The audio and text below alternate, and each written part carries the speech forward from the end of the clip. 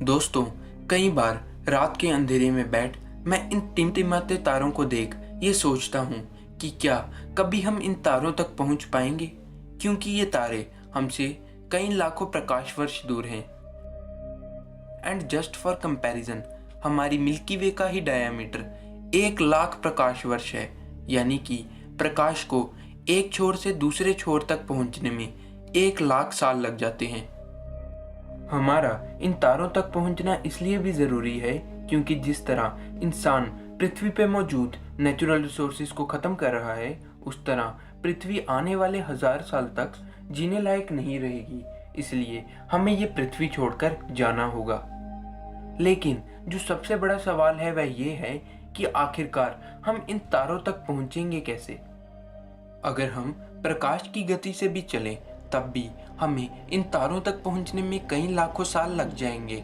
और सबसे बड़ी बात, हम प्रकाश की गति से चल ही नहीं सकते, क्योंकि एल्बर्ट आइंस्टाइन की थ्योरी ऑफ रिलेटिविटी के मुताबिक जब भी कोई वस्तु प्रकाश की गति से चलती है तो उसका रिलेटिव मास इनफाइनाइट हो जाता है, और इनफाइनाइट मास वाली वस्तु को चलने के लिए इनफाइनाइट एनर्जी की ज़रूरत होगी, जो कि संभव ही नहीं है।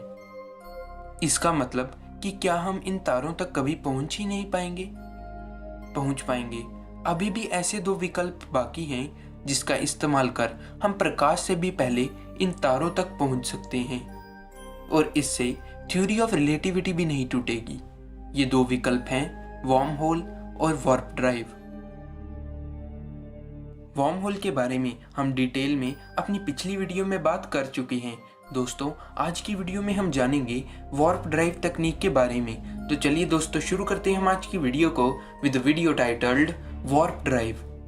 लेकिन दोस्तों, आगे बढ़ने से पहले मेरी आपसे एक रिक्वेस्ट है कि हमारे चैनल को सब्सक्राइब करके बेल आइकन को दबाना ना भूलें, और अगर वीडियो पसंद आए तो वीडियो को लाइक करना भी ना भूलें।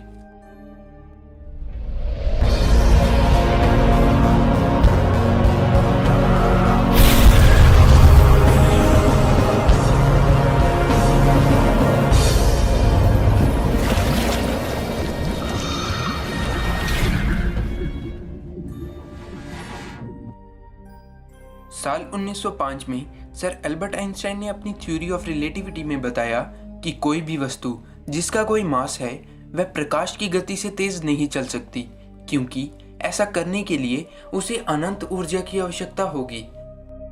पर हमें लगता है कि ये थ्योरी सिर्फ उन वस्तुओं पर लागू होती है जो स्पेस में ट्रैवल करती हैं, लेकिन खुद स्पेस में नहीं, क्योंकि हमने ऐसा देखा है कि स्पेस प्रकाश की गति से भी तेज फैल भी सकता है और सिकुड़ भी सकता है। ऐसा इसलिए क्योंकि हम जानते हैं कि हमारा ब्रह्मांड लगभग 13.8 अरब साल पुराना है, और अगर बिग बैंग के बाद हमारा ब्रह्मांड प्रकाश की गति से फैला होता तो आज उसका डायमीटर 28 बिलियन लाइट ईयर होता। लेकिन ऐसा नहीं है। असल में हमारे ब्रह्मांड का डायमीटर 93 बिलियन लाइट ईयर है, जिससे ये साबित होता है कि हमारा ब्रह्मांड प्रकाश की गति से भी तेज से फैला होगा। इसका सीधा सा मतलब ये है कि रिलेटिविटी का बैरियर खुद स्पेस पे लागू नहीं होता।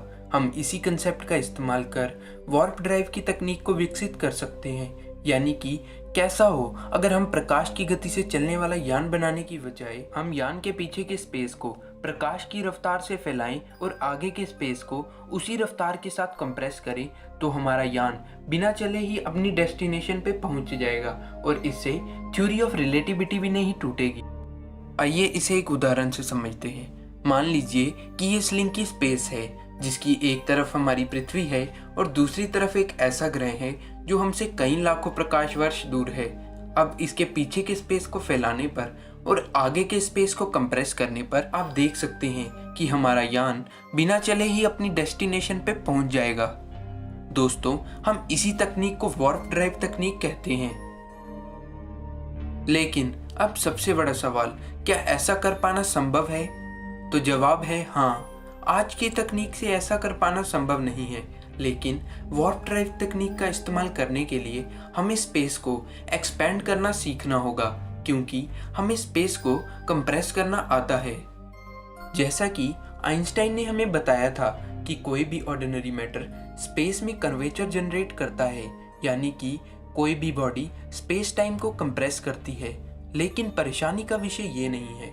परेशानी का विषय ये है कि आखिर हम स्पेस को एक्सपैंड कैसे करें, क्योंकि ऐसा करने के लिए हमें डार्क एनर्जी, डार्क मैटर या कहीं नेगेटिव मास की आवश्यकता होगी। क्योंकि ऐसा माना जाता है कि हमारे स्पेस के एक्सपैंड होने का कारण डार्क एनर्जी ही है। हमारा ये मानना है कि जिस तरह पॉजिटिव मास स्पेस को कंप्रेस करता है, उसी तरह नेगेटिव मास को स्पेस को एक्सपैंड करना चाहिए। लेकिन आज तक हमें इस ब्रह्मांड में कहीं भी नेगेटिव मास नहीं मिला है। हो सकता है कि नेगेटिव मास कहीं स्पेस में एक्सोटिक मैटर की फॉर्म में मौजूद हो। मान लीजिए कि हमें किसी तरह नेगेटिव मास मिल भी गया और हमने वार्प ड्राइव की तकनीक विकसित कर भी ली, तब भी हमें कई प्रॉब्लम्स को फेस करना होगा। जैसे कि स्पेस जंक का भारी मात्रा में इकट्ठा होना, जिससे होगा ये कि जब हम स्पेस को उसकी ओरिजिनल पोजीशन में लाएंगे तो ये सारा स्पेस जंक उस प्लेनेट से टकराकर उस प्लेनेट को तबाह कर देगा। भले ही आज हमारे सामने कितनी ही परेशानियां क्यों ना हो, लेकिन वार्प ड्राइव को स्पेस ट्रैवल के लिए एक अच्छा विकल्प माना जाता है और नासा ने तो इस तकनीक पर स्मॉल स्केल में काम करना भी शुरू कर दिया है। तो दोस्तों, यही थी हमारी आज की वीडियो वार्प ड्राइव। आशा करता हूँ दोस्तों कि आज की वीडियो में आपको मजा आया होगा। अगर ऐसा है तो वीडियो को लाइक करके चैनल को सब्सक्राइब करना ना भूलें। मिलते हैं किसी अगली वीडियो में, तब तक के लिए गुड बाय।